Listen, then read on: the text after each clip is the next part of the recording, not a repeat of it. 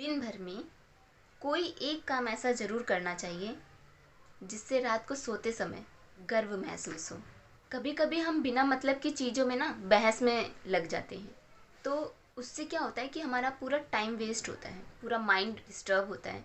हम बिना मतलब के डिस्ट्रैक्शन में फंस जाते हैं। स्पेशली उन लोगों से तो दूर रहना चाहिए जिनके अंदर एटीट्यूड होते हैं और जो सबसे बड़े बेवकूफ़ होते हैं। और उन चीज़ों से भी दूर रहना चाहिए जिस बात का आपको अच्छी तरह से नॉलेज है, फिर भी सामने वाला उस चीज़ पे बहस करने के लिए तैयार हो।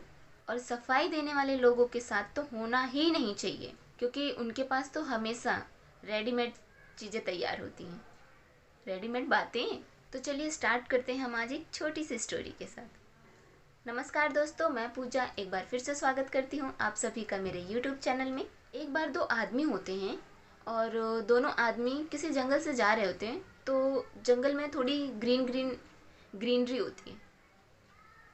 तो उसमें से एक दोस्त कहता है कि ये जो घास है ये हरी है। तो जो दूसरा वाला दोस्त होता है वो कहता है कि ये घास हरी नहीं नीली है। दोनों आपस में बहस करने लग जाते हैं। पहला वाला आदमी होता है वो बार बार एक ही चीज़ बोलता है कि ये हरी घास है। तो दूसरा वाला आदमी कहता है नहीं, ये नीली घास है। बात इतना ज़्यादा बढ़ जाती है कि राजा के पास तक पहुंचने की नौबत आ जाती है। जब राजा तक ये बात पहुंचती है तो दोनों को बुलाया जाता है। दोनों को जब वहाँ पेश किया जाता है तो रीज़न पूछा जाता है कि तुम दोनों में किस बात को लेकर के बहस हो रही है। उस वक्त जो पहला आदमी होता है वो बोलता है कि महाराज, मैंने इनको बोला कि ये घास हरी है, लेकिन ये मानने के लिए तैयार ही नहीं है। इनका मानना ये है कि ये घास नीली है। अब आप ही बताइए कि घास हरी है या नीली है। तो दूसरा वाला आदमी तुरंत बोल पड़ता है, कहता है कि ये गलत बोल रहे हैं, घास हरी नहीं नीली है।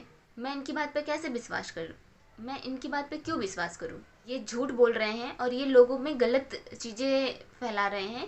दूसरा आदमी बोला और उसने ये भी बताया कि घास नीली है और इस वजह से ये दूसरों को गलत राय दे रहे हैं, तो आप इन्हें ज़रूर सज़ा दीजिए। ये बात सुन के राजा थोड़ी देर सोचता है और बोलता है कि सज़ा तो मिलेगी और मिलनी भी चाहिए। गलत चीज़ें अगर कोई फैलाएगा तो ऑब्वियसली सज़ा तो मिलेगी ही। अब चलिए मैं रिज़ल्ट तो बताती हूँ, लेकिन उसके पहले बताइए कि सज़ा किसको मिलनी चाहिए। कुछ माइंड में चल रहा है?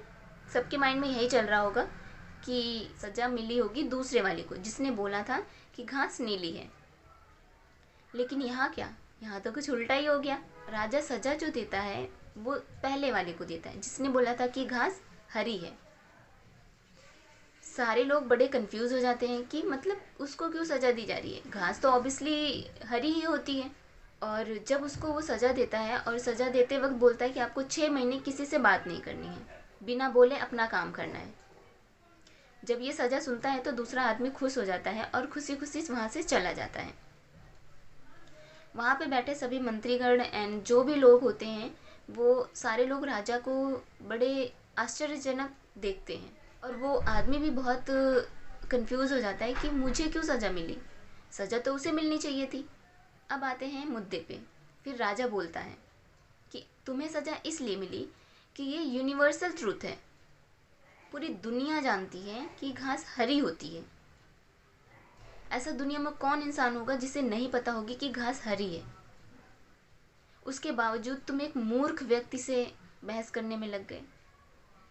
तुम्हारी सज़ा इसलिए नहीं है कि तुमने घास को हरी बताया, तुम्हारी सज़ा इसलिए है कि तुम एक बेवकूफ़ इंसान के साथ बहस करने में लगे थे। जिस चीज़ को पूरी दुनिया जानती है उस चीज़ पे तुम बहस करने में लग गए। तो फ्रेंड्स, मैं आप लोगों को भी सिर्फ यही चीज़ बताना चाहती हूँ कि कभी कभी आप सही होते हो, लेकिन कुछ तुच्छ लोगों की वजह से बहस में आ जाते हो, बिना मतलब की चीज़ों में अपना टाइम वेस्ट करने लग जाते हो और ख़ुद को सही साबित करने लग जाते हो। खुद को साबित करने की इतनी भी ज़रूरत नहीं है। अगर आप सही हो तो सही हो, आपको कोई गलत साबित नहीं कर सकता है। और अगर आप सही हो ना तो पूरी दुनिया को पता है कि आप सही हो।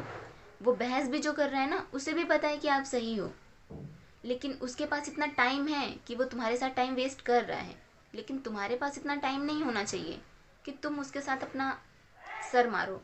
तो दोस्तों, आपने इस कहानी से क्या सीखा ज़रूर कमेंट करके बताइएगा। और अभी तक आपने मेरा चैनल सब्सक्राइब नहीं किया है तो लाइक, सब्सक्राइब, शेयर करना ना भूलिएगा। इसी के साथ मैं अपना वीडियो समाप्त करती हूँ। फिर मिलते हैं नए टॉपिक के साथ, नए वीडियो के साथ और नए स्टोरी के साथ। तब तक के लिए हंसते रहिए, मुस्कुराते रहिए और देखते रहिए मेरा यूट्यूब चैनल। जय हिंद।